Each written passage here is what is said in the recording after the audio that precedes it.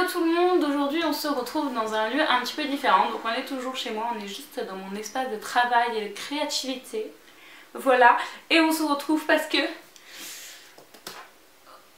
voilà, Twilight réinventé. Donc pour ceux qui n'ont pas suivi la blogosphère ces derniers jours, ce qu'il se passe c'est que c'est les 10 ans de Twilight, déjà 10 ans, donc on se prend tous un coup de vieux dans la gueule, c'est certain. Et Stephanie Meyer, pour l'occasion, on lui a demandé de faire quelque chose de particulier et elle a réécrit Twilight 1 en inversant les sexes des deux personnages, enfin de tous les personnages en fait. Toutes les filles sont devenues des hommes et tous les hommes sont devenus des filles, ce qui fait qu'au lieu d'avoir Edward et Bella, on se retrouve avec Beau et Edith.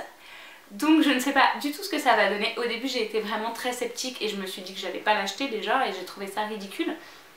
Et en prenant du recul je me suis dit en fait il y a 10 ans t'étais une malade de Twilight.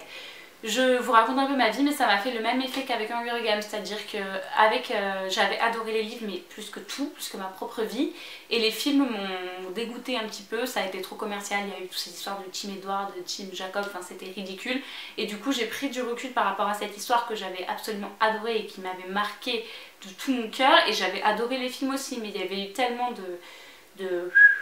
voilà, hein, ok, que du coup ça m'avait un peu freiné.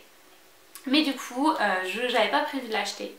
Et quand même, voilà, j'ai craqué quand même. Donc, ce que j'aime bien, c'est qu'en fait, c'est le 1 aussi. Tadam! Donc, vous avez le 1 de ce côté et le 2, enfin les deux, n'importe quoi. Et le 1 remanié de ce côté-là. Donc, je comptais pas l'acheter parce que je me suis dit, à part changer les prénoms, elle a rien fait. Et il s'avère que si, apparemment, il y a des changements majeurs, il y a des petits retournements de situation, plein de petites choses qui ont changé. Et je me dis aussi que finalement Twilight je l'ai lu il y a 10 ans donc j'en ai un souvenir qui est un petit peu flou, et que du coup de le relire, du coup pas vraiment parce que je pense pas que je vais relire le 1, je vais vraiment juste relire cette nouvelle version, je pense que ça peut me redonner un peu envie de tout cet univers. En plus je suis en train de lire Les âmes vagabondes de Stephanie Meyer, vous le savez si vous avez vu ma dernière vidéo, c'est dans le challenge avec Margot. Du coup je suis un petit peu en mode Stephanie Meyer en ce moment, et c'est vrai que je me suis rendu compte que j'aimais vraiment beaucoup sa plume. Donc là je suis en train de me rendre compte que ce n'est pas le même traducteur que Les âmes vagabondes. C'est pas grave, j'espère que la traduction a été bonne. C'est une sortie simultanée avec les États-Unis, donc je trouve ça un petit peu foufou. J'espère qu'ils n'y sont pas allés trop rapidement avec la traduction par conséquent. Bref, donc voilà, je ne sais pas quoi en penser, je ne sais pas quoi vous en dire pour l'instant, mais j'avais envie de vous faire une vidéo pour vous parler de ça, pour vous parler un peu de tous ces embrouilles qu'il y a en ce moment, que tout le monde lui crache dessus, alors que bon, enfin pour moi c'est une auteure qui a quand même marqué mon enfance, donc ça me fait plaisir d'avoir ce livre dans ma bibliothèque et de le lire, donc je le lirai après Les âmes vagabondes du coup. Et je voulais surtout avoir votre avis, qu'est-ce que vous pensez de cette nouvelle qui a été gardée secrète pendant pas mal de temps. On vient juste de le découvrir et le livre est déjà sorti, donc je trouve ça trop cool.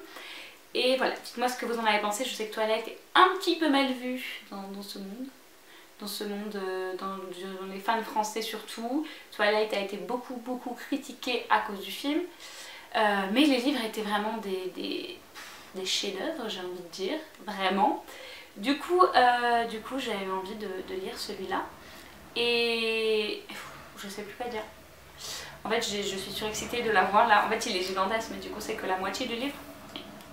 Et je suis surexcitée, je ne sais plus quoi dire, cette vidéo ne sert à rien. Mais c'est pas grave, donnez-moi votre avis, c'est tout ce qui compte. Et on se retrouve très bientôt pour une vidéo de ma pile à lire du mois d'octobre. Ciao!